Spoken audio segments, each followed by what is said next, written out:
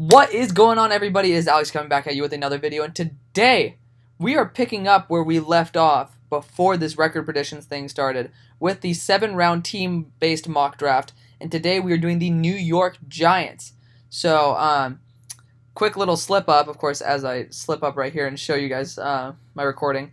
I did like the intro for the Redskins first, so kind of embarrassing.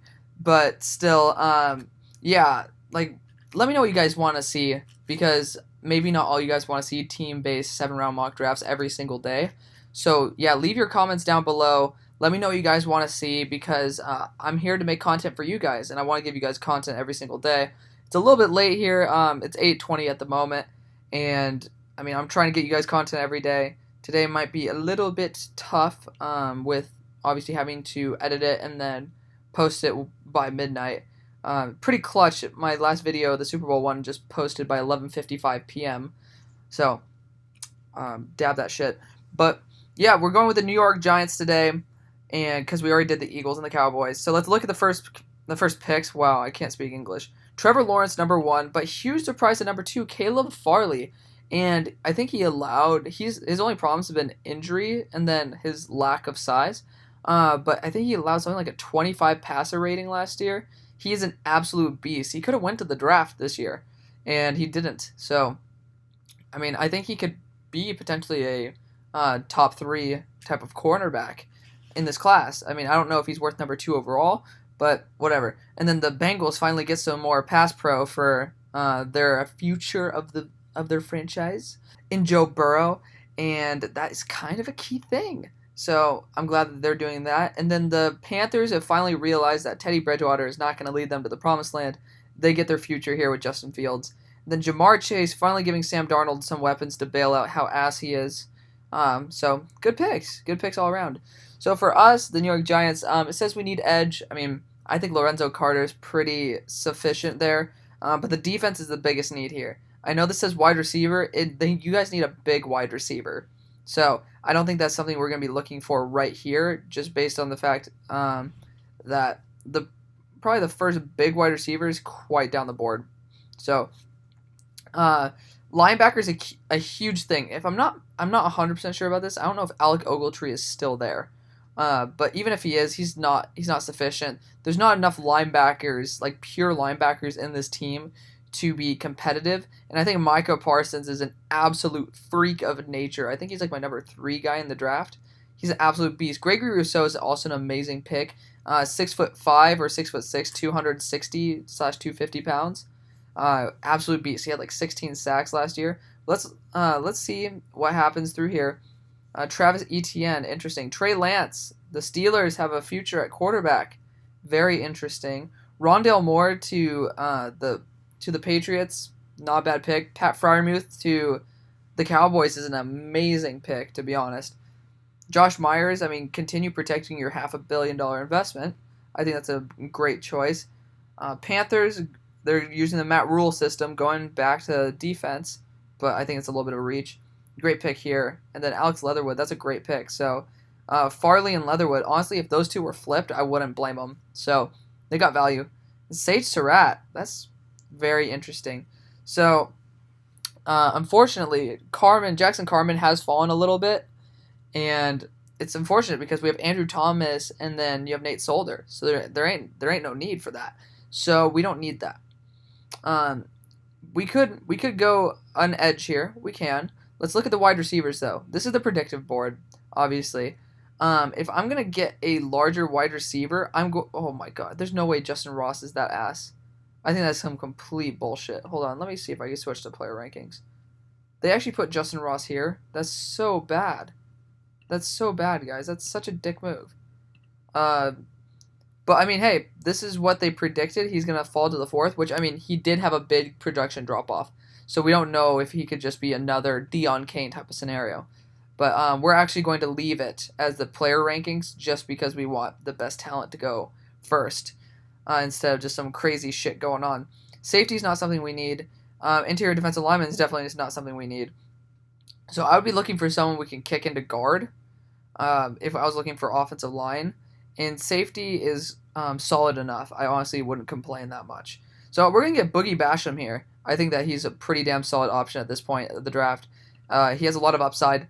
I predict him as like a very late first, early second type of player, and it's good value. Daniel Fayale, this guy's 6'8", 400 pounds, and athletic as fuck. So I think that he's definitely going to be worth a first round pick. I would just be like, to any team that takes him in, absolutely amazing pick. Paulson Adebo, I don't like how they put Paulson Adebo falling so much. Brock Purdy, the future of the Buccaneers.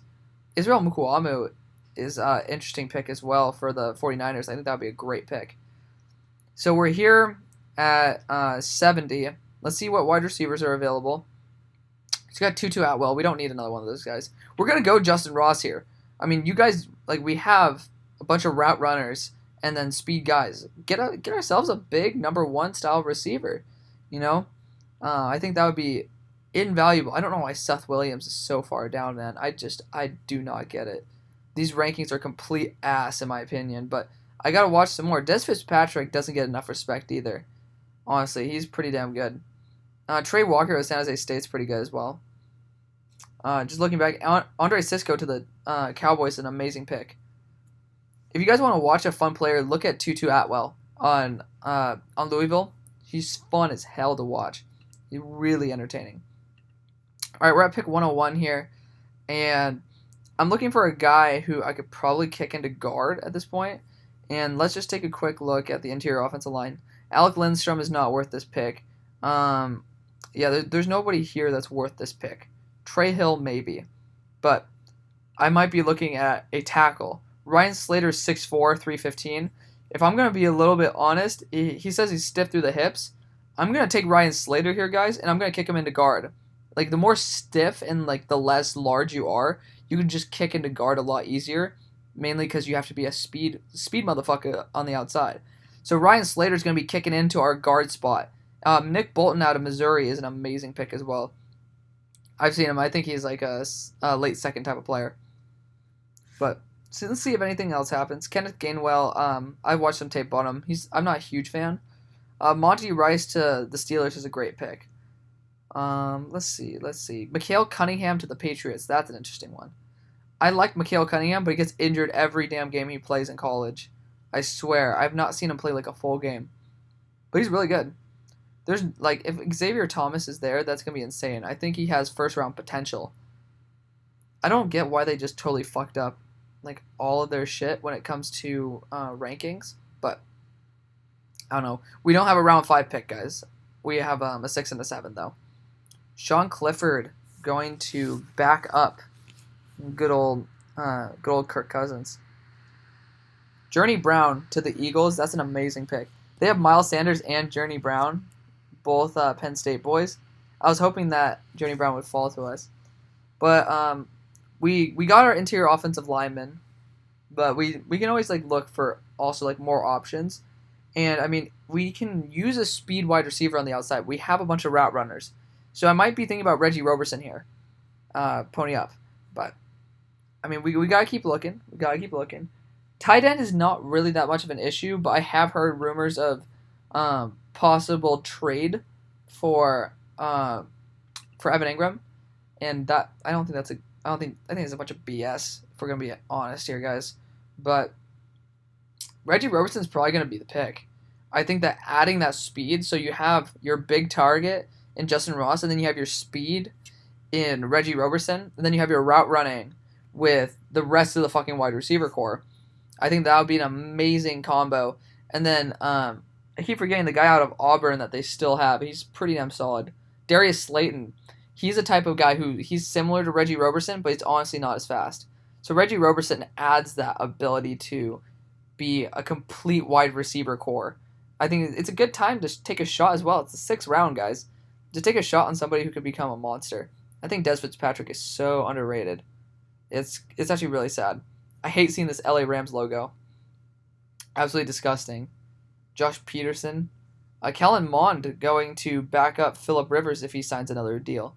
And Sam Ellinger. That's really weird why they would take him. They don't really need another backup quarterback. They already have plenty of options. All right, so it's our pick, and I mean we could use another corner. I mean I'm not 100% sure, but I know that what's his face, DeAndre Baker got freaking arrested for like armed robbery. I'm pretty sure you get your ass thrown in jail for that. So I'm not 100% sure if he's even on the team anymore. But I think a guy from Miami is worth taking a shot on. Miami corners have been kind of hit or miss lately. I could honestly consider Trey Dean here, but Trey Dean's been exposed quite a few times, and I think Al Blades might be the best option. But hey, let's check out some options. I mean, here we can always get a backup quarterback in the seventh. That's the thing. And I honestly, like Felipe Franks, he's going to Arkansas. I did not know that. Um, Guys, interesting backup quarterback choice here. We're going De'Aaron King. I think that he's like worth a third round pick. He just has way too much upside. That's the thing. He's so agile, such a great quarterback. And I mean, yes, he's built for the Felipe Franks going to the Browns. He's built for the college schemes and not really for the NFL. But I mean, this is where you take a shot on somebody who could end up being a huge asset down the line. So I think that would be an amazing pick. Let's see. Oh, this Hufanga guy, I heard it's like first round buzz. I don't get that one. Let's quickly look at the other. So we got Amari Rogers to end off here as well. Okay. I just wanted to check the other picks. Demetric Felton here as well is not a bad pick whatsoever. I think, and then Puka Williams, I have him actually, when I first scouted him, which was like when I didn't really know the positional values slash like draft value, I put him as a second rounder by how like agile and how good of his balance he is and what great burst he has. So that's the picks, guys. Let me know what you guys think. Obviously, there's not too many picks in this draft, but you know, we added diversity to the wide receiver core, which is kind of huge. And then you add yourself your future like captain of the defense, and then you get yourself another pass rusher to pair up with a Lorenzo Carter, and then you get some more protection for Danny. So I think this would be an amazing draft. I'd grade this pretty damn highly. So let me know what you guys think. Thank you guys so much for watching, and I'll see you on the far side. Peace.